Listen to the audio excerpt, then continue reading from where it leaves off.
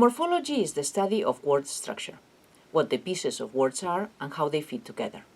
Imagine word building as interlocking Legos. In order for Lego pieces to fit together and form a construction, each piece has to be compatible with the one it attaches to, and also you can identify the contribution of each piece to the whole. The same with words. Smaller units will create bigger units according to their compatibilities, and meanings will emerge from the contribution of the composing pieces, sometimes with one or two special effects added. The list of words in a language is called its lexicon. In the next couple of slides, you will find some interesting observations about words. Make sure to click on the web links to learn about Alex the parrot and Chaser the dog, two non-humans that have shown stunning capabilities to learn human words. You will also learn how to identify words, defined as the smallest free form in language.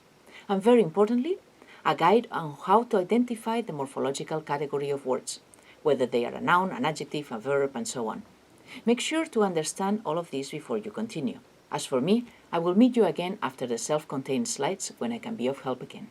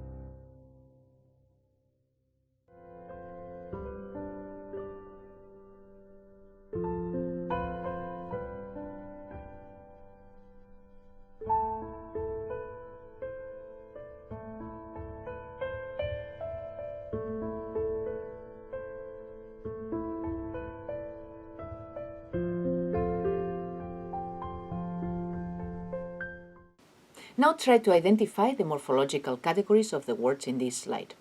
Some will be clearer than others, because some words will adjust better to the criteria for their classification than others, but do your best. So pause the video before I give you the answers now. Let's see. Table is a noun, because you can attach the plural morpheme to get tables, and you can say the table. Inspire is a verb. You can say he inspires me, or he is inspiring me, or he will inspire me. Inspirational is an adjective. Because of it being too long, you cannot say inspirationaler. You have to say more inspirational, but that is only another form with the same meaning and function. And it unproblematically passes the other test. You can say very inspirational. Beautifully is an adverb. It is formed by the adjective beautiful plus ly. Yesterday is more difficult, isn't it? Normally we think of it as a noun or an adverb. However, it does not easily take the plural, and definitely not the article the. So it does not really pass the test as a noun. As an adverb, it clearly does not end in -ly. So how can we decide? We usually take the function a word can have in a sentence as an additional criterion. Yesterday behaves like a noun in a sentence like, yesterday was my birthday, because subjects of a predicative sentence are normally nouns. And it behaves like an adverb in the sentence, Alexandra came back from Athens yesterday, because we can substitute it by other adverbs, such as early or quickly. So you see, sometimes it will be difficult. In those cases, it will all depend on what arguments we can come up with to justify our labeling. Under, on the other hand, is a member of the list of English prepositions. It never varies, and it associates with nouns, under the table. Yet is an adverb. Like with yesterday, we are based more on its behavior and meaning inside a sentence than on the list of criteria for identifying lexical categories. Construction, the construction, constructions, clearly a noun. Do not get confused by its meaning, especially if you are thinking that a noun is a person, place, or thing, and a verb is an action or process. Construction is neither a person, a place, or a thing, and it is a process, or a result, but still it is a noun. Love. Again, not a person, place, or thing, but a noun. The loves of my life, for example. Unless you are thinking of the verb to love, as in she loves me, yeah. Understand, a verb. Understands, understanding, will understand. The next one, in spite of. This is maybe a difficult one, but it fulfills the preposition criteria. The fact that it is written as 3 words should not confuse you. It is one word with one invariable form and one function. Milder. Here you have an adjective. The fact that it is in the comparative does not make it less of an adjective. Black. Either the color black or black as in black shirt. You can argue that it's a noun or an adjective, respectively. Bird. Clearly a noun. Not a person, place, or a thing, but a word that can accept the plural and the article. Blackbird. A noun again. Made of the adjective black and the noun bird, the whole is a noun. A compound one, as we will see later. Blackbird fly. I like the Beatles. Okay, so now please keep reading the following slides, in which you will learn about morphemes. I hope you find them self-explanatory, especially as a complement to the chapter in the book.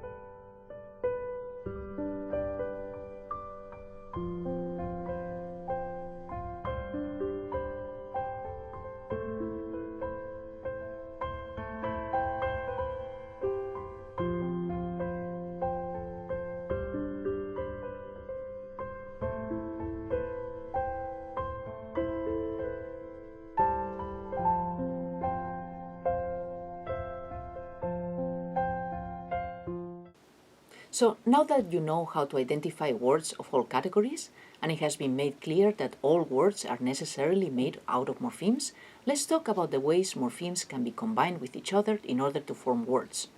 Because these combinations are rule-governed, we can say that a process is at work, namely a word formation process or morphological process, since new words or form of words are being formed. We will examine 3 morphological processes in detail: inflection, derivation via fixation, and compounding. At the end of the presentation and in the book, you will find a list of other very interesting ways of word creation, which unfortunately we won't have time to deal with in detail, but that you can use as reference. So, the first word formation process is inflection. Inflectional morphology marks paradigms like singular and plural, past and future. It doesn't create new words or change the category of the base, but it has a grammatical function, a meaning. So we can take apple, a noun, and inflect it to get apples, another noun, by adding the inflectional morpheme s, which is the plural morpheme in the paradigm number of English. Likewise, we take work, a verb, and inflect it with a morpheme from the tense paradigm in English that means past, and we get worked, which is work in the past. As a side note, we will be using spelling transcription whenever the disparities between this form of representing words and the phonetic form are not relevant. We do so in order not to complicate things further without need. By the way, if you are wondering what we mean with the inflectional paradigms of a language, you have a list of the inflectional morphemes in English in the book. One very common way to represent the internal structure of a word, especially if it's multimorphemic, is using a tree diagram. So we will learn to draw those in this course. Take our apples example. This is what the tree looks like, containing all the information we need. Ready? Here are the morphemes. The category of apple, which is a noun, is in green, and its meaning in purple. Apple is whatever the dictionary says an apple is. For the inflectional morpheme, it attaches to nouns and gives nouns as a result, as we represent in green. And its meaning is plural of the noun it is attached to. Now, here are the branches putting those together and the result. The noun apples, which means plural of apple. In the following slide, you have the morphological trees of worked and bigger. Watch them attentively and then try to draw your own. I propose you start with waiting and happiest. The answer key follows, but look at it only after you've tried your own. I suggest you pause the video if you need to.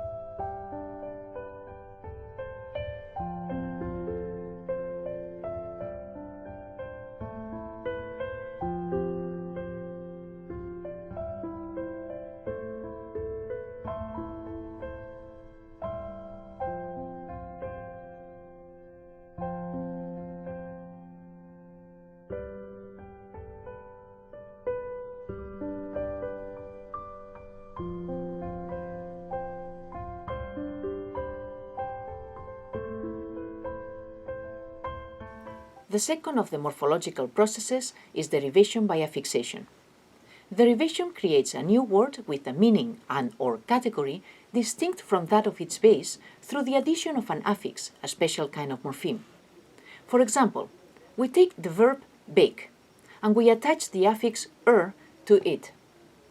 We can do so because is the kind of affix that attaches to verbs, and in doing so transforms verbs into nouns. This is what the verb arrow noun means. As a result, we have baker, a noun.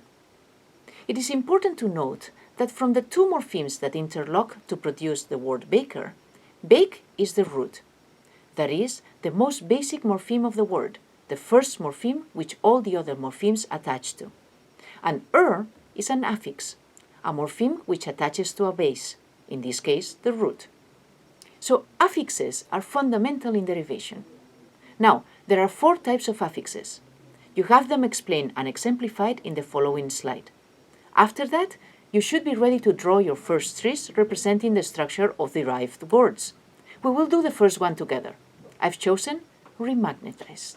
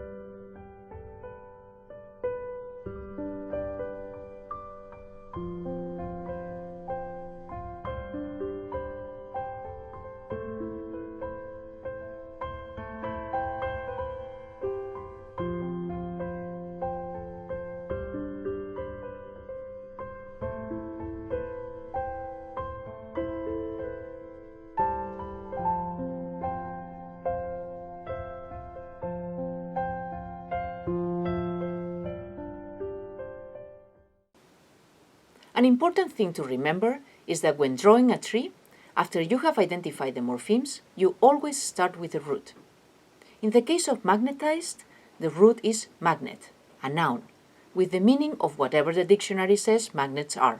For our purposes, we will abbreviate the meaning of roots, but only roots, with the standing alone word that represents it. Here, therefore, the meaning is magnet. We just differentiate between form and meaning using color. Form in black, meaning in purple. You can use cursive when you type, or quote marks for that purpose. Now we need to analyze each one of the affixes. Let's start with the prefix re. In order to find out the rule, we need to collect as many instances of words containing it as we can. This will be our database for our generalizations concerning which categories this affix is associated with. Here are some examples. Redo. Do is a verbal root, and redo is also a verb. So it seems that re has taken a verb, do, and has made it into another verb, redo. The rule is, therefore, verb, arrow, verb. As for the meaning, to redo is to do again. Let's see the next example. Remake. Make is a verb, like do, and remake is also a verb. So we obtain the same rule as before, verb into verb. On the other hand, the meaning of remake is make again. We can do the same with rethink, rewrite, and retake. The prefix in all these cases has taken a verbal root as input and has produced a verb. So the rules are verb, arrow, verb. And the meanings are, respectively, think again, write again, and take again. Now we are ready to generalize a rule and a meaning for our prefix, based on what we found out from our data. Re is associated with the rule verb, arrow, verb, and the meaning verb again, where verb is the base the prefix attaches to. A note of caution. When you are choosing your examples to find out rules or meanings for a given affix, you need to stick to clear examples, like the ones given above. There's no doubt about do being a verb and redo having the meaning of do again. But if you take, for example, recalibrate, there is no way you can know whether the prefix re has attached to the complex base calibrate, which is a verb, or it attached to caliber, a noun, first, and then it took the suffix ate to form a verb. In each case, the rule associated with the prefix will be different, so this is not a helpful word to find out the kind of base re attaches to. The same for rework. Is work here a noun or a verb? And even worse, repeat. While it clearly contains a related meaning, and hence there's evidence of it containing the prefix, to repeat is to say again, what category do you give to peat, and what meaning? So remember, as much as you can, stick to clear cases. Here is what we have so far. Re is a derivational affix, concretely a prefix. It is associated with the rule verb as input, verb as output, and the meaning verb again. And magnet is a nominal root with the meaning magnet. Now to the next affix. That will be eyes. Let's come up with some examples of words containing eyes. Summarize, from summary, a noun, is telling us that eyes attaches to nouns and produces verbs. As for the meaning, to summarize is something like turning into a summary. Crystallize is exactly the same. The noun crystal turns into a verb, crystallize. And by the way, you can ignore the small spelling adjustments. Again, the meaning is clear and consistent with our previous example. To crystallize is to turn into a crystal. Now, sometimes it is difficult to find clear-cut examples. While unionize is clear as for the rule, its meaning is not that consistent with our previous examples. To unionize is not quite to turn into a union, but to join a union. And the same goes for terrorize. It is something like to create terror. And even more for hospitalize, which is to go into a hospital as a patient. The rules are the same. In all cases, the suffix "-ize" attaches to nominal bases and creates a verb, so the rule associated with this affix is unquestioned. But how can we generalize the meaning when we have such differences in our examples? For this class, don't sweat it too much. Just come up with an approximate meaning that is consistent with your examples, and once you commit to it, just keep it the same throughout the derivation. For example, action regarding n. We can now add the information about the remaining affixes to our list. In addition to the prefix re and the root magnet, we now have is as a derivational affix, concretely a suffix, which takes nouns as input and derives verbs, and has the meaning of action regarding n. And we already know about the inflectional affix ed, the verbal suffix that means that the verb is in the past. Having gotten all the information we need about the morphemes that form the complex word remagnetized, are you ready to draw the morphological tree? Well, at the risk of spoiling your momentum, let me pause you for a moment. There is a couple of things you still need to know about trees. First, remember to always start at the root. If you don't, there is no way your seedling will grow into a robust tree, so to speak. Second, it is important to keep in mind that you need to add one affix at a time. This is a theoretical convention called binary branching, which I'm asking you to adopt without questioning for our class. Please never join more than one affix at a time, since you don't have the technology to do that.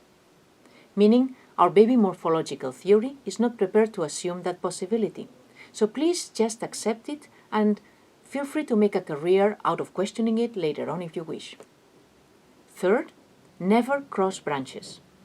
This is another theoretical convention that I'm asking you to adopt without questioning.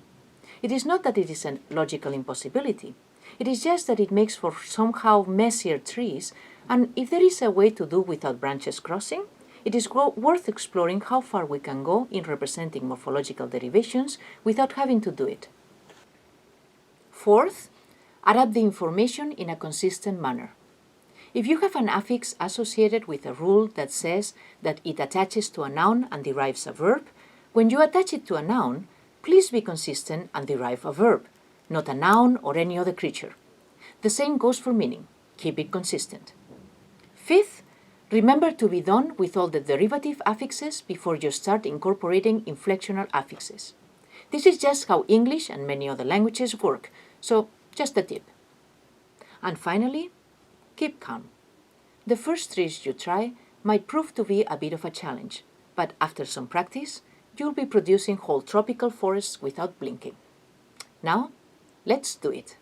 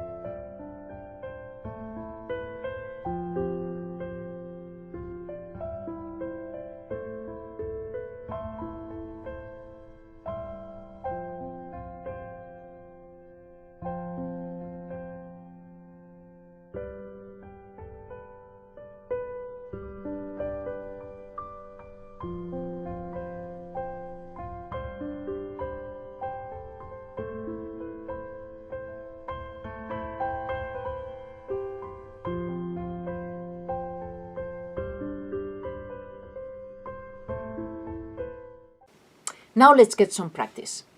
Please try drawing trees to represent the morphological structure of the words in this slide. And remember, you can do it! The answer keys for these words are online. Please make sure that you understand them and that you grasp the mechanics of the tree, since your answers will have to be modeled after these examples in order to pass the test. The last one of the word formation processes we will see in our course is compounding. Compounding is creating new words by combining more than one root together. And the thing to remember is that in inflection or derivation, there is always only one root and a bunch of affixes, while a compound word always, by definition, contains more than one root, and then it can in addition contain derivational or inflectional morphemes. Here are some examples. Blackbird, composed of the adjectival root black and the nominal root bird. House hunting, composed of the nominal root house and the verbal root hunt, which has also been inflected with the suffix "ing" for progressive. And underachiever, made from the preposition under, a root, and the verbal root achieve, plus the suffix er, transforming the whole thing into a noun. Compounds can express a wide range of semantic relationships between the meanings of their parts, and of course are always open for further humorous exploitation. The rest of these slides gives you some examples.